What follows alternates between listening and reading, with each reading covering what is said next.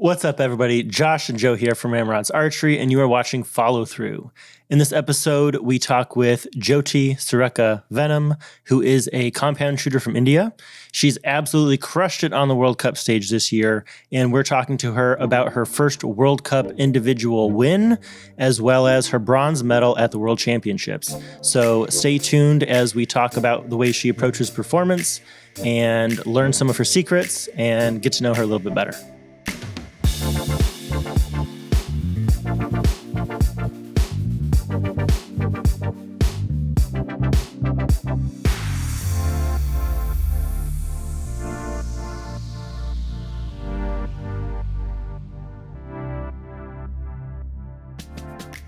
All right, so Jyothi, welcome to our podcast. Thank you very much for your time. Yeah, we're excited to catch up with you. It's been a pretty amazing season, and we've been working really hard to try to get more info to our pro staff, other archers, fans in general. I feel like there's a lot of things we can get into on a format like this, talking to athletes that. Otherwise, it's kind of hard to get to know them and get to know kind of their philosophy and their thoughts and things like that. How else would you describe kind of how the podcast has evolved or connects with people? Yeah, well, what we found people really have enjoyed, and some of the feedback we've gotten, is they like getting inside the mind of really high-level athletes and seeing what are they actually doing that's helping them perform at the level that they're performing at, and what can they take and learn for themselves to be able to copy that and reach their own higher levels of shooting. Obviously, this year for you specifically, but also for pretty much everybody on your team, has been an incredible year. Maybe I think we could argue it's the best year of Indian archery ever. You guys are pretty much winning everything this year. So you've figured out something, I think, for individually for you and as a team that is really, really working. So we want to get into that, and we want to kind of hear what you've been doing and what's working well. Maybe give us a little summary of so far this year, how have things kind of changed for you? Obviously, you've been at the top for a long time, but this was a particularly good year for you and your highest ranking round score at the World Cup stage. So what's kind of led up to this point? We knew that this year is going to be a very hectic and also very important, because we had back-to-back tournaments, and also we were having World Championships and the Asian Games, obviously. So it was important, and the one thing running back of my mind was, no matter what, we have to give our best, because this is the time we have to, give our everything, because it's been 4 years. We have been waiting for the Asian Games, and it got postponed to 2023 again, 1 year. And so we just had to have some patience and, have belief in ourselves that we can do it, and just go and give our best. So we're seeing that you had definitely done well at World Championships several times, medaled at World Cups before, but this year was your first win. And again, like Josh is saying, a lot of your team has started doing really well too. And I'm wondering if the mentality has changed from maybe before, maybe we were good and we were underdogs, and then we figured some things out, either with our training or with kind of our mental focus or even the competitor kind of nature within the country that has led to a change this year. Is there anything that you feel like has made a switch from last year to this year, or not so much? Personally, I didn't do anything very different from what I did last year. But this year things has been great, not only for me, for the entire Indian team. And if you see, there are a lot of young archers who are coming up into the senior team and doing really great job performing, and also winning medals at the important tournaments. And as you know, that Mr. Sergio has been with us this year, and his inputs have also, you can say, helped us in giving our best. Yeah. Sergio has been a great shooter for a long time, and it's exciting to see that he's been working with you all. And I don't know how much coaching, how much kind of athlete relations, but it seems like he's made a big difference. Yeah. He definitely hasn't hurt. So one question that Josh and I were talking about before we got on was what your training schedule looks like. Because we're used to coming from recurve, and we're kind of familiar with how countries train a little bit, and number of arrows per day, and schedule of competition, and how athletes a lot of times will live together at training centers and do all that. But being from a different country and then also being compound, we were curious what your training schedule has looked like the past couple of years. It differs actually, because if we are in the national camp, we follow the schedule given to us. And if we are not in the national camp or in our hometown, it differs. And if particularly I speak about the national camp schedules, it starts like we have 3 hours of morning practice, 3 hours of evening practice, and physical workouts afterwards. So it depends. And if I talk about myself, like how much I practice. If I'm at my hometown, it's like 1.5 hours a day. Okay. We've definitely seen that too, where especially younger athletes, as they're training and wanting to really focus with their coaches and work on their technique and get better, that there is a higher level of training. But then as athletes really kind of solidify their I guess comfort with their shot, with their competition, that there's not nearly as much training needed to maintain a very high level. So they find a balance that's, I would argue, a lot more sustainable than shooting all day every day for year after year. At some point, quality matters than quantity, right? So yeah, for sure. You mentioned some of the training center athletes doing like physical workouts, like I presume like weightlifting or cardio or running or things like that. Do you do any of that for your training? I do, but sometimes I try to be as consistent as I can be, but sometimes I do miss. I regret it later, but I have nothing like I try my best to be consistent. Yeah, it's not easy. And one thing we've found, I guess, with our training was that it was hard to balance the cross training during the season, because sometimes it made you feel like you're maybe a little weaker or tired the next day, and your shot doesn't feel as good, and you want to keep shooting all your best arrows all the time, which is what off-season training can definitely help with. But also, I think it's taken the archery industry or the competitive industry in archery longer to find out exactly how to mesh different types of cross training with like the ins and outs of like a 7-month long outdoor season. I don't know if you have any thoughts on like it's a complicated balance. I mean, if you're overdoing it in the competition season, that can be detrimental. But I do think if you stay with something that is sustainable, you have your couple days a week, you have a good balance of strength training and cardio training, that you stick with it all the time, I don't think it actually has that big of an impact. As if you're inconsistent, then when you do go hit the gym and have a workout, then it really takes its toll. Yeah. But definitely it can help like throughout the longevity of the season, because there's so much travel and so many competitions that you want to finish the season really strong. That's something I guess I learned from other sports too, is that it's a marathon. It's not a sprint. So you got to go piece by piece, and hopefully that helps you finish in the late part of the fall. So when you're outside of training camp and you're not doing any kind of official training, and you're basically just accountable to yourself and doing the training at home, do you have somebody that you train with? Do you have any coaches that you work with in your hometown? Or is this pretty much just by yourself a lot of the time? My coach is not like, he'll not be present here physically at my hometown. Like, he's available always on online for me. But if I'm at my hometown, I try and do practice individually. Okay. And so if you're doing an hour and a half a day shooting, what else is going on in your life when you're not training? Do you have school, job, other hobbies? What's your free time used for?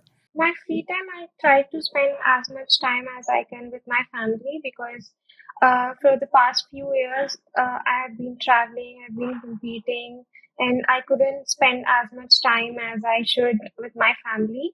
And I have a job here. I am like public servant in our government, but as I'm into sports now, I don't go to office because I have to go and participate in tournaments. So I'm on duty practicing. Okay. That sounds pretty good. Yeah, time with family is important, and I can definitely imagine with this year's World Cup and World Championships and all the ancillary tournaments that go around. On top of that, that's tough to get the time with family. So hopefully you're able to make up for some of that and catch up with everybody this off season. I'm hoping to, but we have indoors starting again, so I'm not sure if I can make it up to them. Yeah, it's tough. You. We want to jump into some matches? Yeah, I think so. Oh, that is a good question. Yeah. Maddie was just asking, what is it that got you started in archery in the first place? Actually, I was into swimming, and I did it for around 8 years. And one day my parents came up to me and they said me that now you're going to shift to another sport from swimming. And they were the people who chose archery. It was not me. Interesting. So how did you feel about that at the time? And how old were you when you made that transition? I was 11 years old when I started archery, and initially I was not very keen on doing it because I was used to go to swimming and all. I was competing also. So initially I didn't like it, like the decision of coming from swimming to archery. But as I started my practice, as I started to get to know things, I was like, okay, I'll give it a chance and try because my parents were so supportive. So I said, yeah. Okay. Nice. Yeah. Well, I guess they know how to pick the right sport for you. It seems like it's gone okay. Yeah. I'm curious if there's anything about, I guess, your personality or things you like to do or the way you feel like your mind works that you feel is a good match for archery. Like, is there things that, like, looking back now, you're like, oh, like archery is a really good fit because of certain things I like to do or ways I think about sports or shooting? I think I was good in concentration. Like I can sit and focus on a thing easily. I think that is the reason, and also it is an individual sport mostly.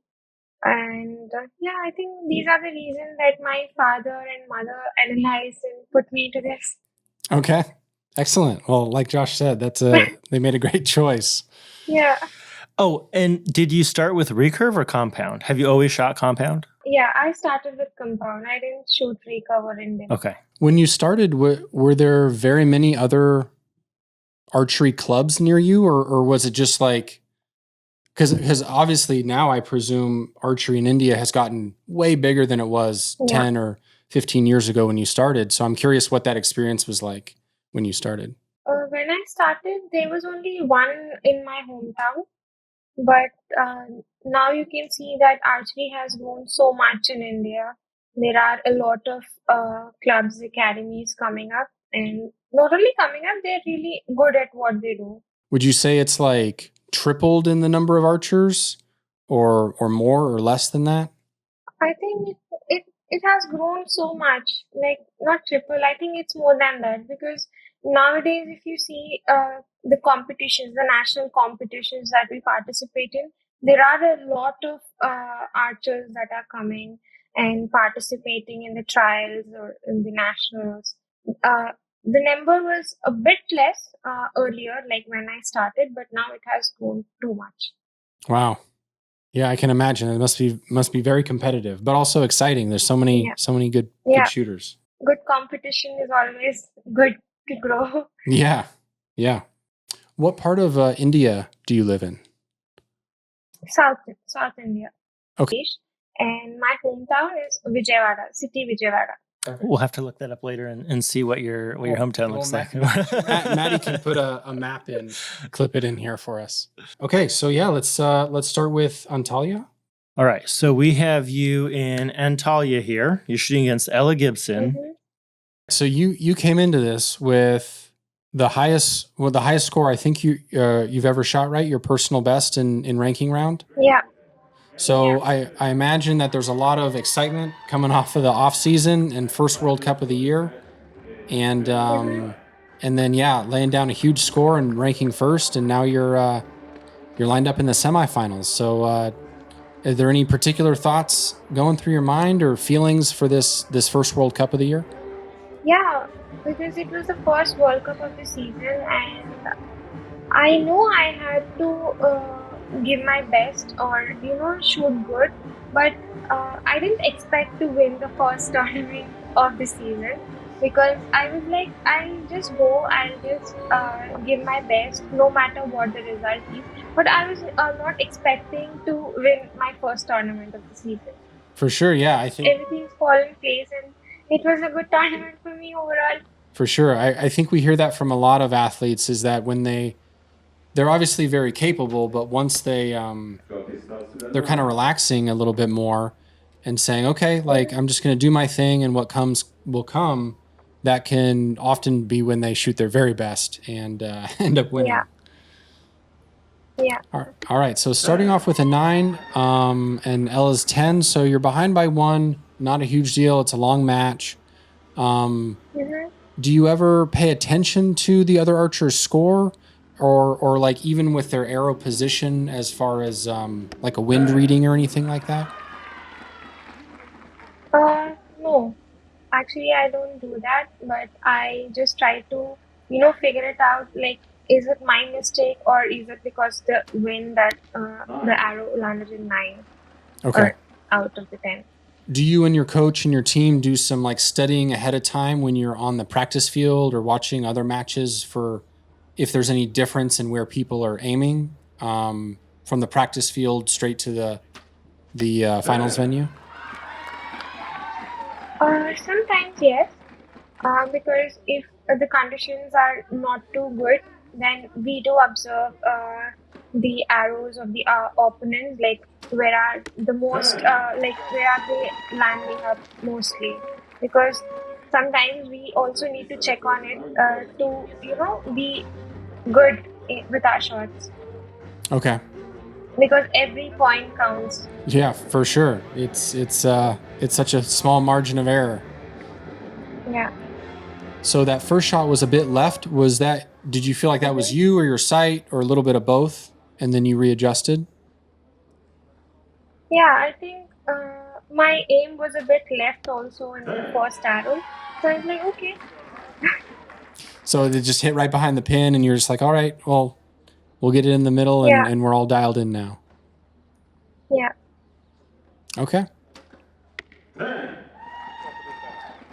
I'm curious to always ask this: what do you do in terms of the mental game and what you're focusing on when you're competing?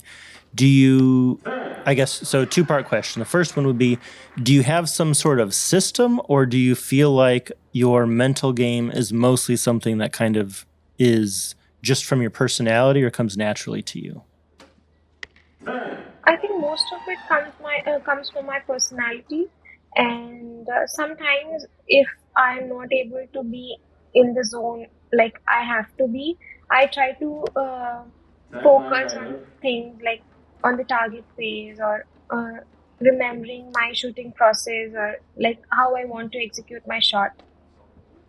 Okay. And then what do you do? So, okay, focusing on process, focusing on something you can do in your shot to kind of get back on track.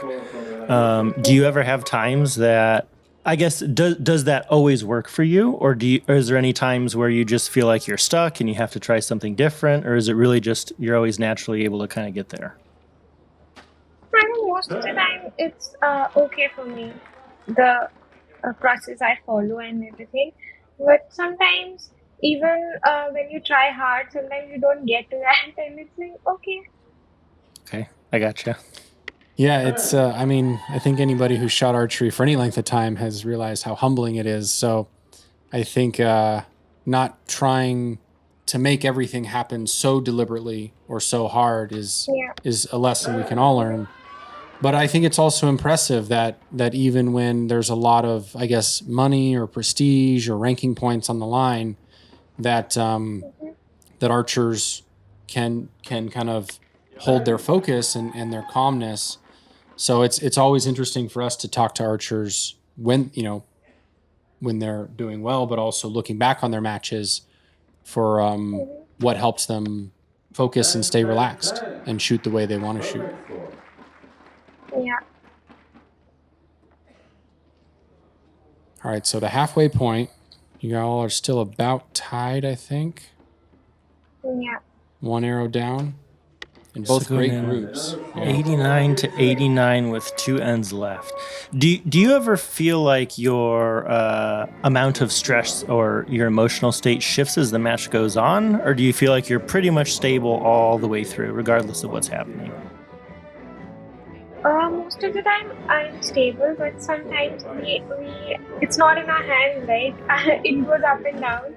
So I just have to follow it. Like, I can't control it, so I just have to go with the flow. I feel like that's great advice, but hard to follow. I don't know if you found that with other of your teammates or other athletes you've talked to, but I feel like I hear it and it makes sense, but it's hard to do. Yeah.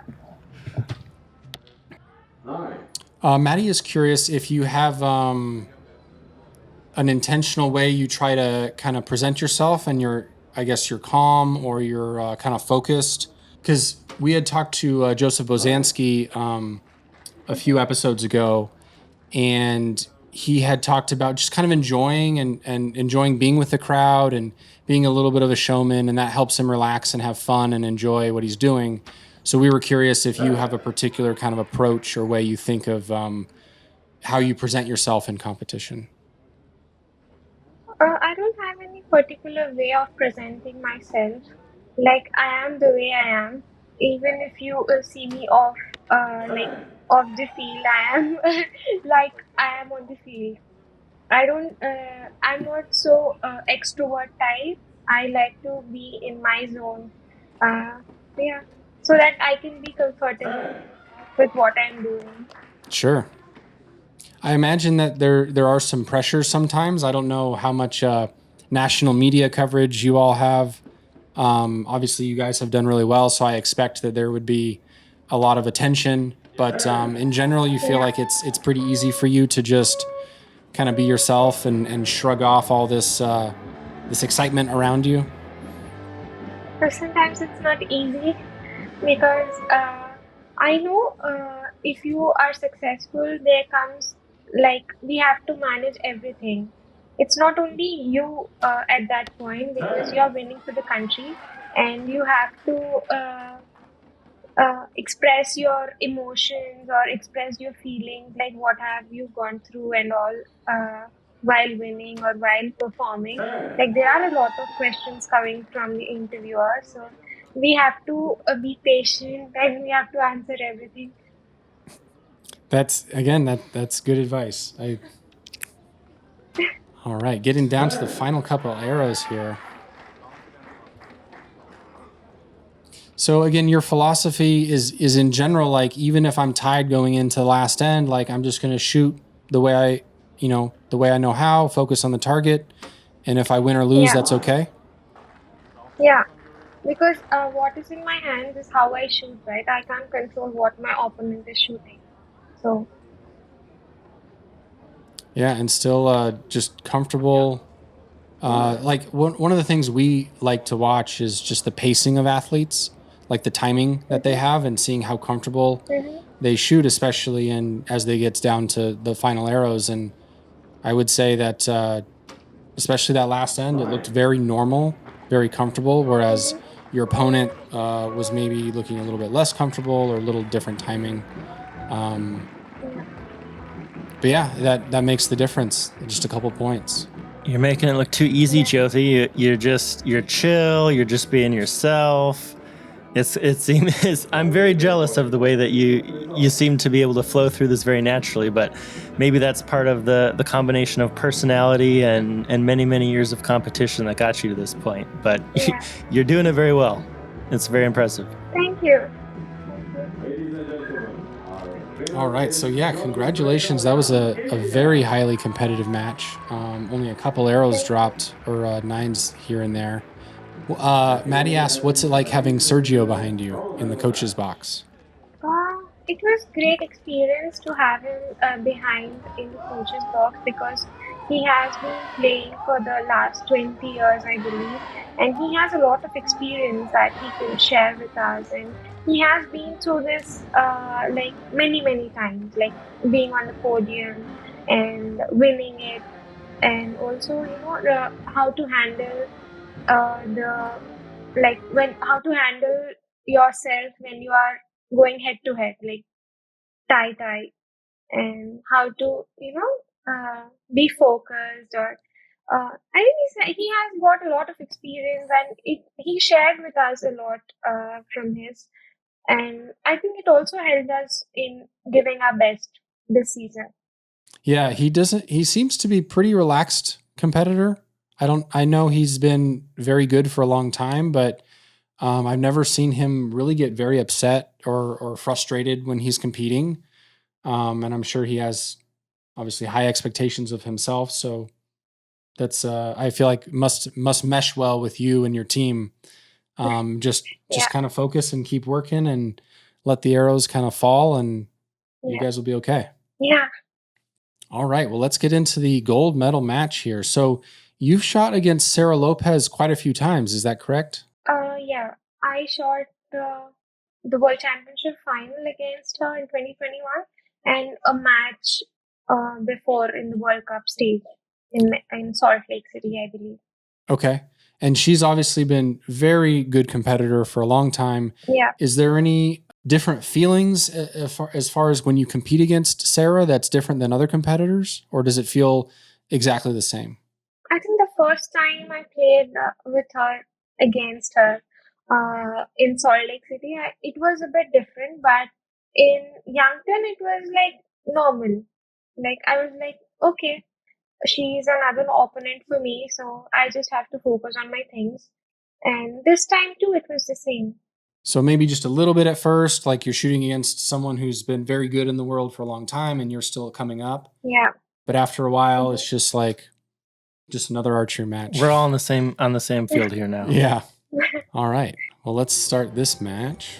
So it looks like you will be shooting on the target number 1, so the same as you just got off. Did you have a break between these matches, or were they back to back and you came right back out? No, because mine was the first semi-final, and also the bronze medal was before the gold final. I had 2 matches before, like in between semi-final and final. Okay.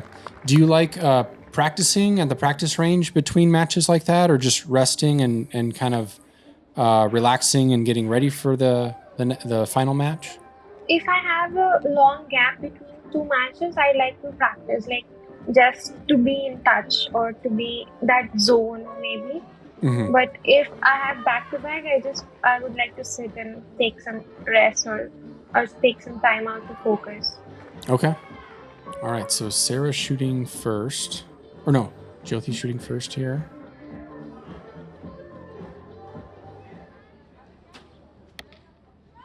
So pretty good timing, upper left 10. It's got to feel good to start off a gold medal match with a 10.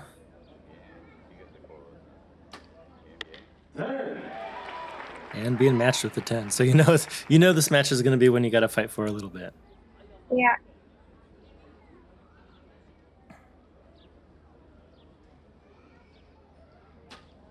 We've talked a lot about kind of, I guess, any pressure or nervousness that athletes feel and kind of how you kind of refocus or deal with it. Do you have any particular stress or pressure that you feel comes with competing for your country and a lot of people looking to you and your team to win? Or does that just kind of motivate you to say, hey, I'm gonna do my best, I'm gonna train hard, I'm gonna do my my regular practice routine, but otherwise I can't control, like you said, you can't control what your opponent shoots, so it's kind of like you just want to be a good representative and you can't always win? Like how do you think of all that? I just try to focus on my practice or whatever, so that I have to feel satisfied with my performance rather than thinking about what others are thinking or expecting of my performance. Because if you shoot good, if you are satisfied, no matter what the others say, it doesn't affect you so much. Again, very, very good advice. Do you find that when you're giving advice to younger athletes or teammates that they express that they wish they could feel that way, but they feel pressure from outside or parents or coaches or national team? Mhm. I think it depends from individual, differs from individual to individual, and like what I think is most of the archers or most of the athletes try to give their best no matter what. Like, even there are a lot of expectations coming if you are doing good, and there are a lot of people watching you performing at the stage, like international level, and they expect you to win each and every tournament because they are your cheerleaders or supporters. But it doesn't go the same way for every tournament, because sometimes you win and sometimes you lose. I think it is a part of the game, right? Yeah, for sure. And I think the powerful thing that I guess I connect with this a little bit too is that being able to let go of that control of trying to make the wins happen actually does allow you to shoot better and increase the odds and likelihood that you will end up on the podium. So, but it's just so challenging. I think whether it's school or work or sports or life, a lot of times we think so much about the outcome that it can be pretty unhealthy and counterproductive. And I think that every archer who's listening to this could really benefit from kind of recognizing that trusting in doing the best you can do is not the same as winning, and they can seem related sometimes. But just working, doing your thing, working hard, enjoying your activity and doing it the best you can, and then being able to confidently step off the field, win or lose, and say, I can objectively rate, did I do my best or not? And that's not on the target. That's on how I feel about my shot and my process. I think that goes a long way, and I wish I'd done that better too. All right, so end of the third end here. You're shooting second. You were ahead by 1. Sara shot another 9. A little bit longer hold. And just low left, but still up by 1. Yeah, getting down to the final arrows here. In general, again, I know we're rehashing a lot of stuff, but I feel like there's such, like you said, fine degree of separation when compound. Just little positions on the target, little, small amount of points, give or take. Does this point in the match feel any different? You had a shot that was a little bit longer, probably a little tougher to get it off cleanly.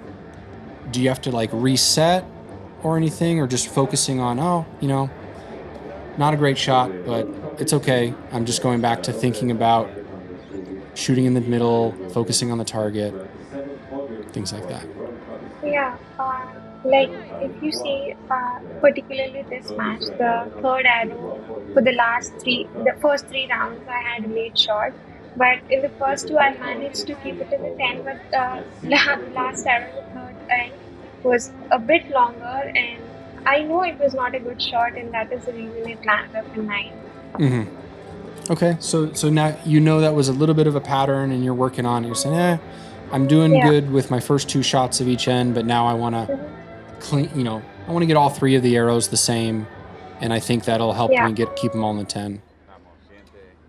Yeah, I was just thinking that to execute my shots in the time, like there is a time for each archer, right? One shoots it in 5-6 seconds, or one shoots in 7 to 10 seconds. So I was like, I just have to maintain my timing of the shot, and the rest, all the things will be good.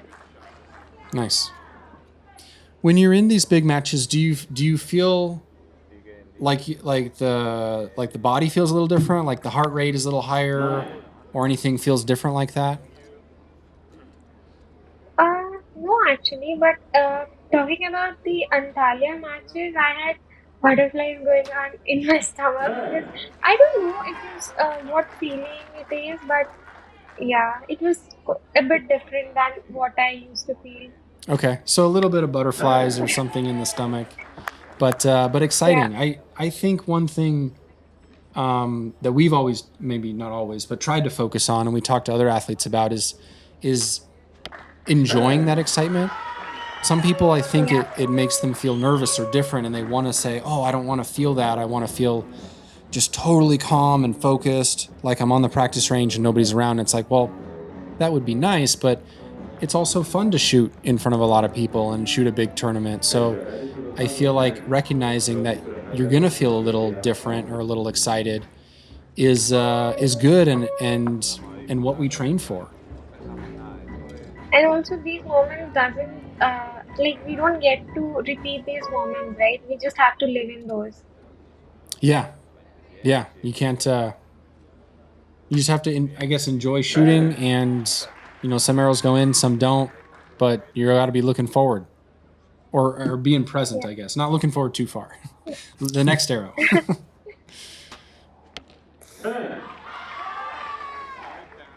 All right, so up by two arrows left. You finished off that last set with another 10. I didn't catch your timing on it. But then Sara has another 9. So now you've got a little bit more of a gap here. I am curious. You mentioned you noticed a little bit of a trend where your third shot was taking a little bit longer in these matches here. What do you think causes that? Is that a little bit of over trying? Is it being tired? Is it just that third arrow just it is what it is? Or you ever notice a trend of why that third one can take more time? I tried to figure it out, but I just couldn't because there might be a lot of reasons for that. But I was like, what gone is gone, so I just have to focus on what is remaining.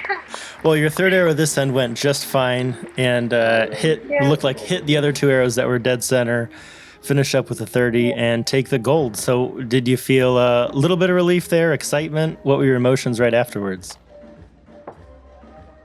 This was my first individual win at the world stage, so I was happy, like more than happy, than you can see in the video. But it was great because competing against the top archers and you winning, it gives a lot of confidence for you that you can do good work. Obviously, you must have been confident going into this competition in general, but do you feel like that was a little bit of a milestone of like really feeling like for yourself you've gotten to that very, very top level and you're as good as anybody in the world now? I didn't think it that way, but I was really happy with the way I shot to the whole week during this tournament because if you see that I shot 730 in the qualification round and 360 out of 360, I didn't expect of it of doing it because even in practice I had never shot a 360. Not 360, I didn't ever shoot a 359 too. So shooting it directly in the tournament, it was like, okay, because when you least expect it, when you are not, thinking of things happening and things happen, it gives a lot of, like say, happiness or satisfaction. Like, okay, you're doing it good, you're going in the right way and all. So it's like it was a great start for the season for me. Definitely. And something that you'll hear, I don't know if it's like whispered about or it's a myth, but you'll hear people say to a certain extent that pressure is really essential. It's an essential component of getting your absolute best performance. It drives that little bit of extra focus. You're a little bit more motivated. There's a little bit more importance or meaning of what's happening, and that you actually can compete as good or better in competition compared to practice. Now, I think a lot of people have heard other people say that, and they probably feel like that can't possibly be true, but we do see this with high-level athletes, and that's something that you've experienced yourself, right? Shooting a couple points better in competition than you ever even did in practice. So what do you feel like is different about competition versus practice in general for you? It is true that I have shot very good scores or my best scores in competition and not in practice. I think during competitions, I am a bit more focused on like how I have to do it, um, or more focused on my shooting process and all than I'm in practice. Like in practice, it's like it's okay. Even if you hit a 9, it's okay. But in competition, it's not okay sometimes because in compound, if you see only tens matter. Right. You can't shoot a 360 with any 9s. It doesn't work that way. Yeah. Okay, good answer. I like it. All right. So we closed out Antalya, 2 wins versus Ella Gibson and Sara Lopez, and a great start to the year. And again, your first international win or full World Cup win. And now we're moving on to the World Championships, and we're looking at the bronze medal match versus Ipek Tomruk from Turkey. So this one, I'm sure this year you all have high expectations. Mm-hmm. You did shoot well, but then lost to your teammate in the semifinal. It looked like Aditi shot really well, a 149. Yeah. So how are you feeling going into this bronze medal match? Actually, I didn't get the time to figure out things like what happened or to analyze what I have done in the semifinal because it was very quick. We had our second semifinal and the bronze medal match is lined up next after the semifinal. So I didn't get the time to analyze things, but I was like, okay, I didn't shoot good. I knew that I didn't shoot that good to make it to the gold medal match. And I was like, why was I not able to shoot good? So I just wanted to give my everything in the bronze medal. Sure. So not sure exactly. It's complicated trying to feel what's off or what's causing the arrows not to go in the 10. But like you said, it was just couldn't tell anything in particular. You got a match right after that, and you're like, well, shoot, I got another match, so we got to go for it. I want to do my best, and I guess we got more arrows to shoot. The World Championships had some interesting weather, right? So how was the weather there for you guys? The whole week has been changing every time. The weather has been changing every time. It was not constant. Like we had sunny days, we had like windy, like a lot of wind coming through, and also the rains in between. So it was a mixture of everything.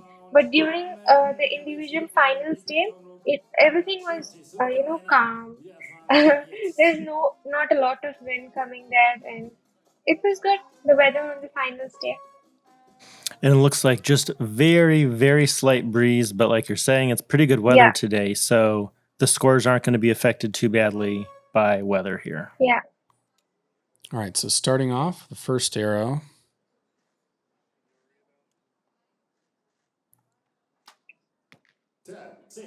Nice. Left 10 on the line of the X.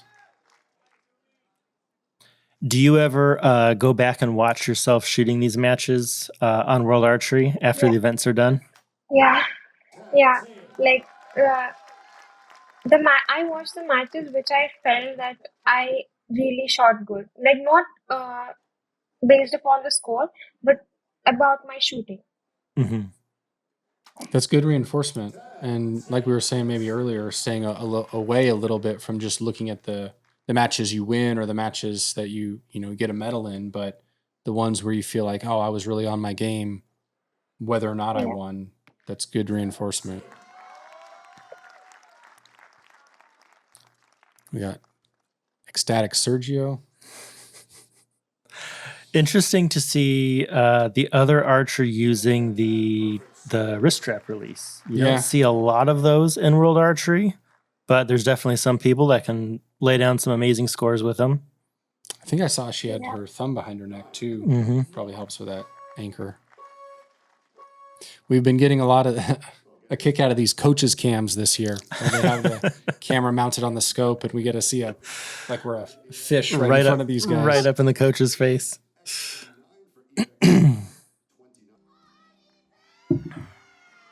All right, we still tied at 30 apiece right now. Yep, 30-30. Oh, 29-30, actually. Okay, she missed the last, or one of them there. That's a tough shot. Farther out, yeah. Jyothi, does the World Championship in particular feel different than the World Cups for you as a competitor, or like the feeling of it?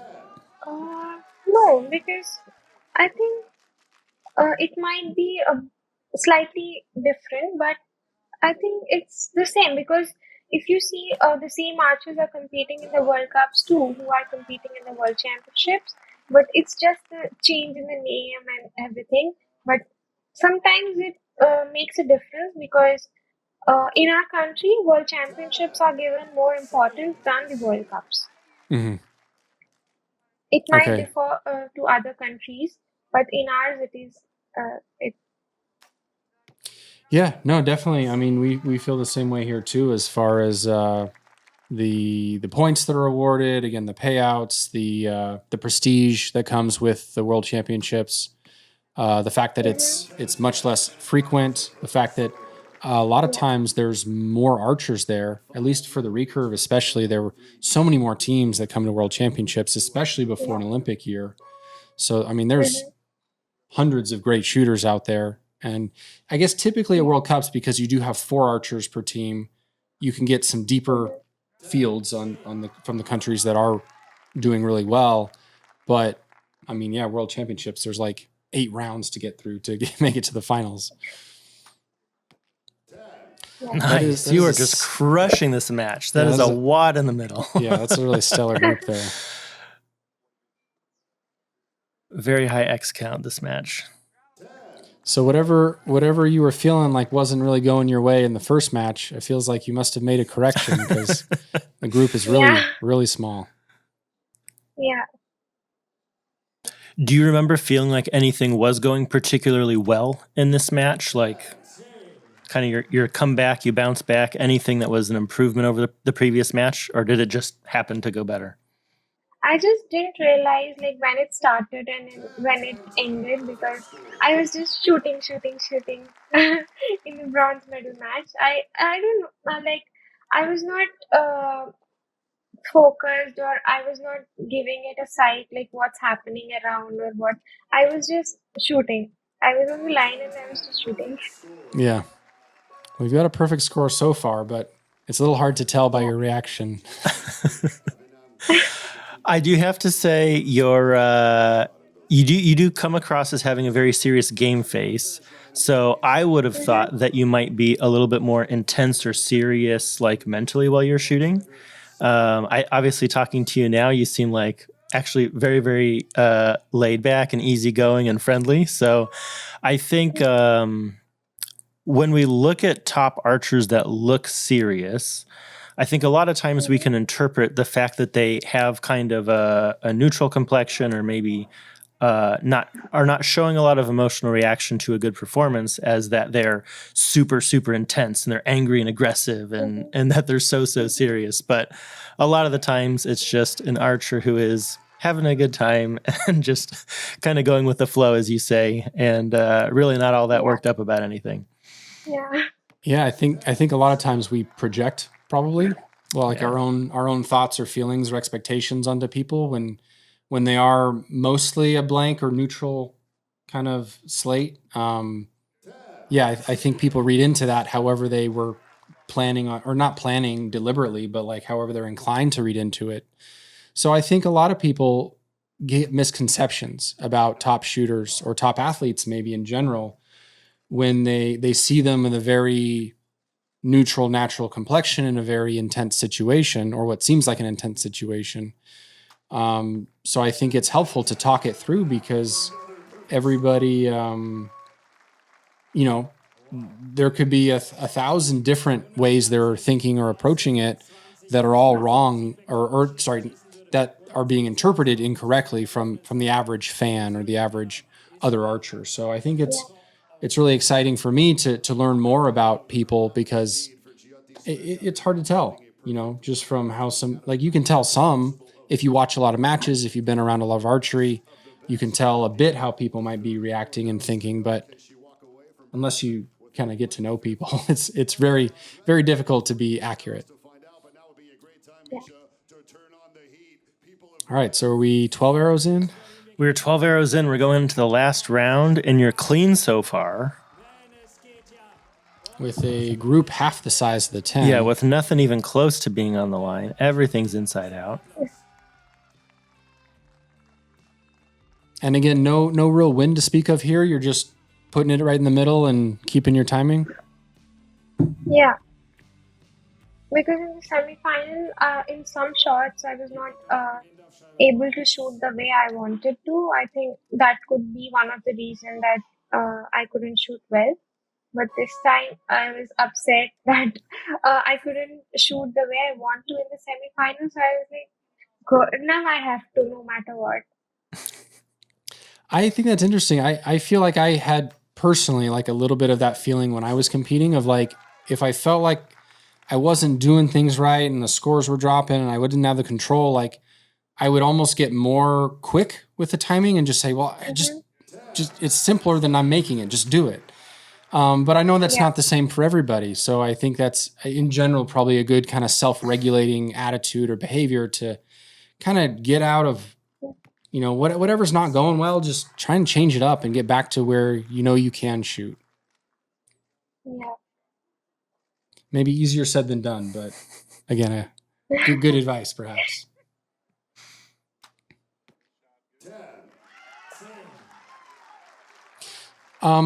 Quick question. I know we're getting into the last arrows here, but you are up by, I think, a good 4 points.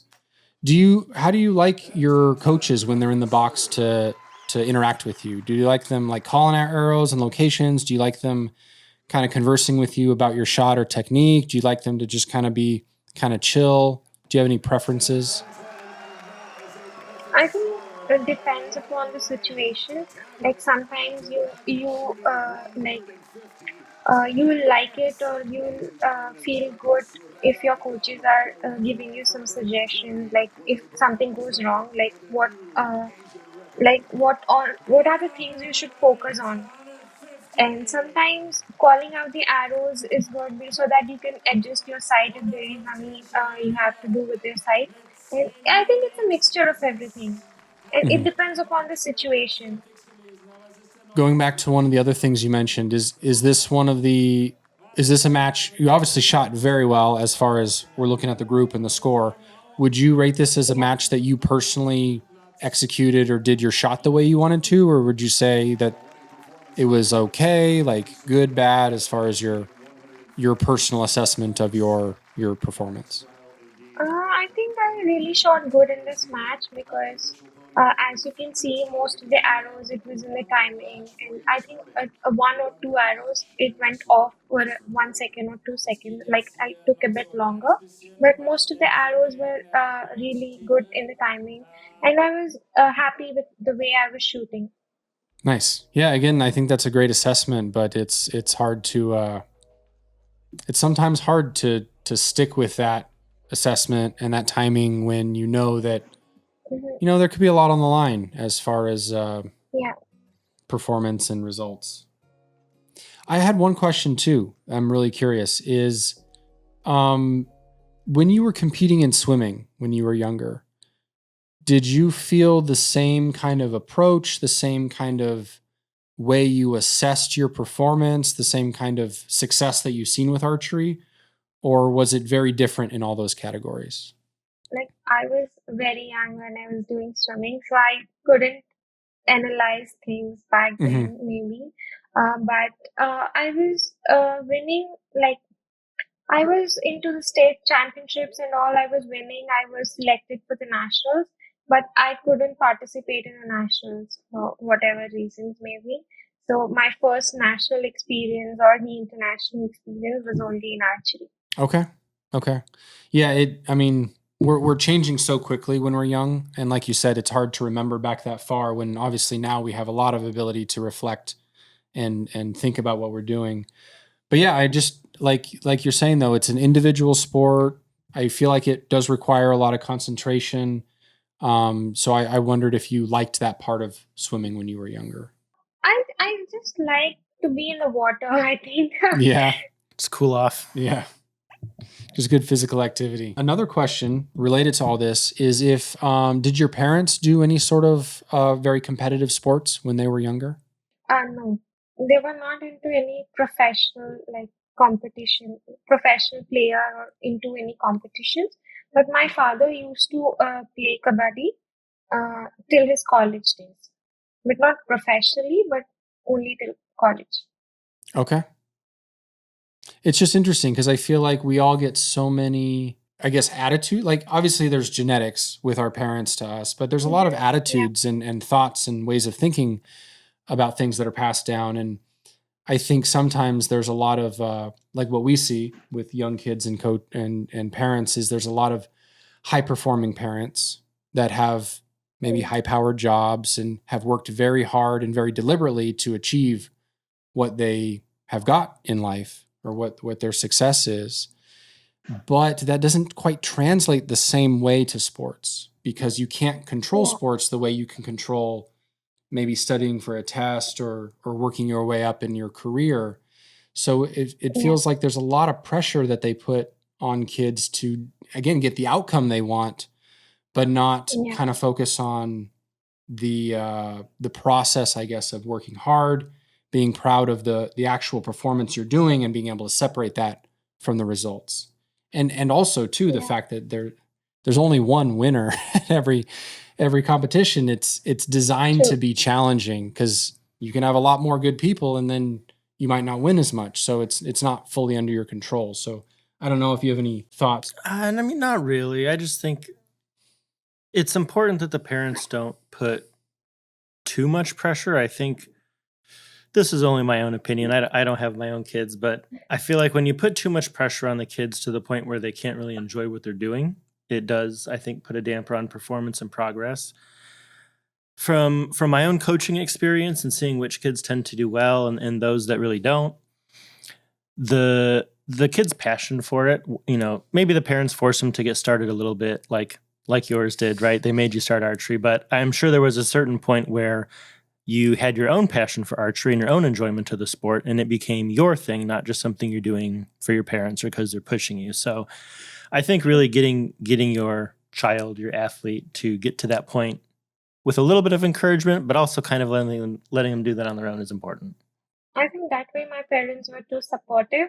Like even when I used to feel like I'm not giving my best or I'm not able to win, they were like, just give some time and everything will fall in place. You will win someday. So they were extremely supportive.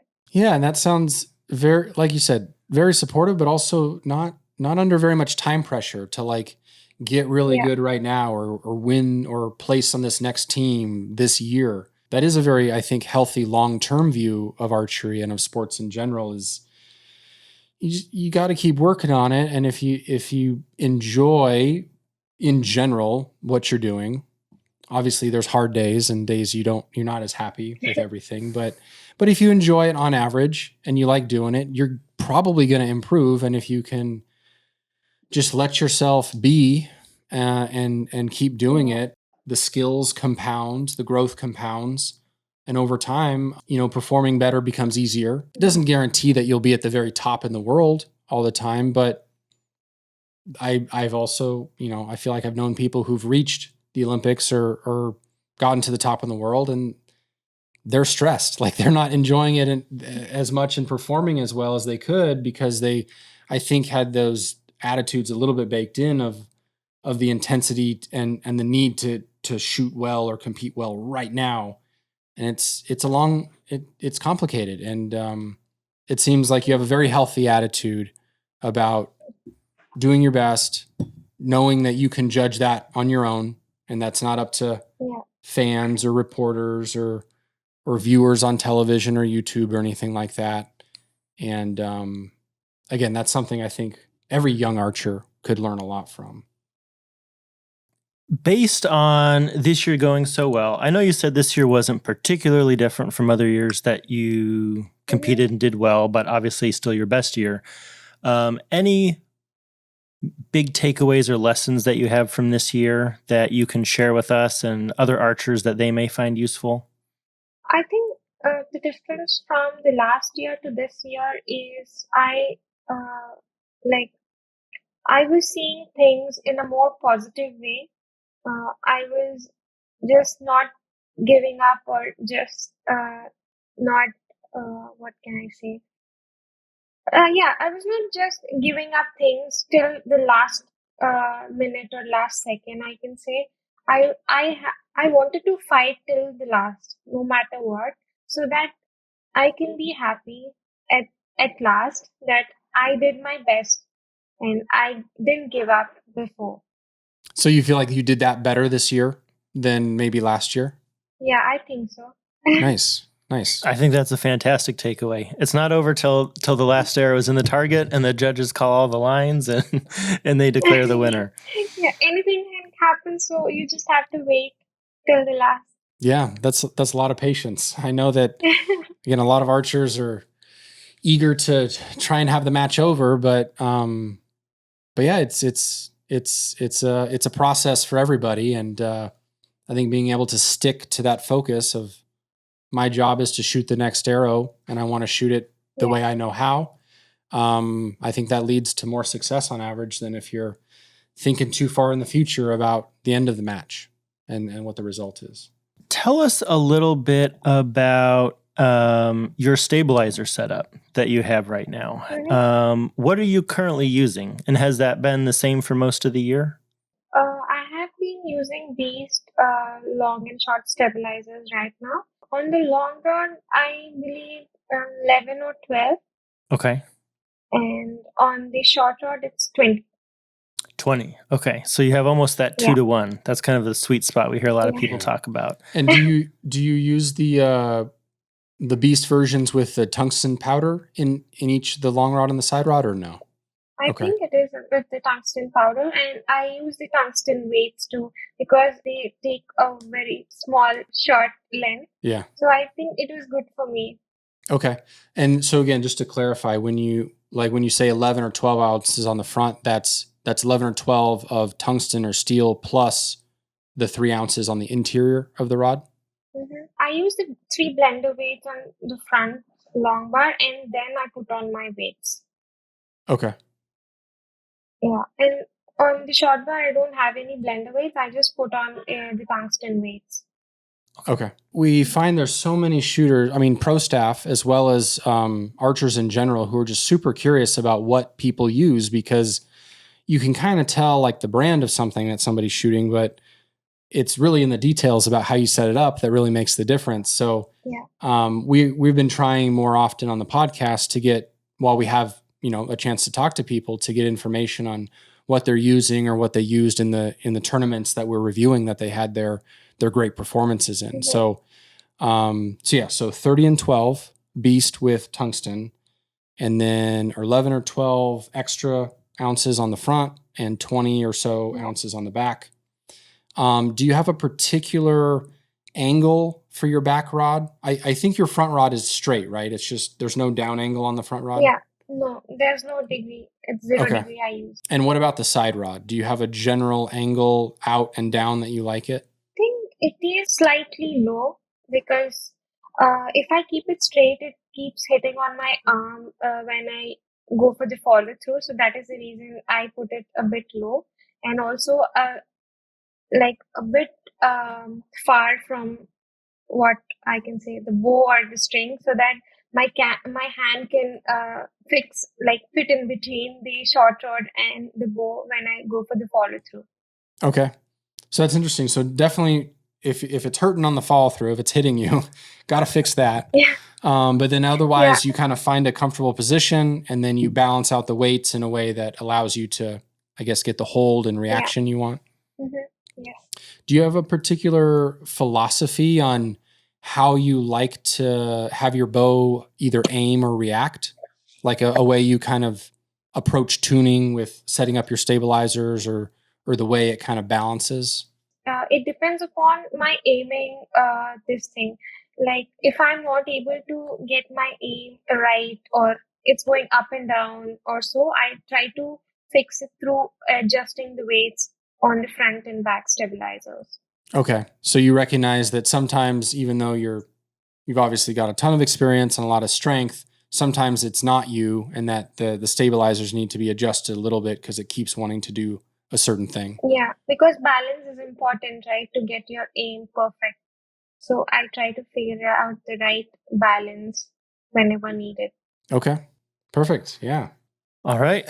Well, thank you so much for making time to see us. I know it was early, and it sounds like you were already busy even before you got on the podcast with us. So we appreciate your time, and it was awesome getting to know you and watch the matches together. Thank you. And yeah, if you need anything else, just let us know. We're here to support you.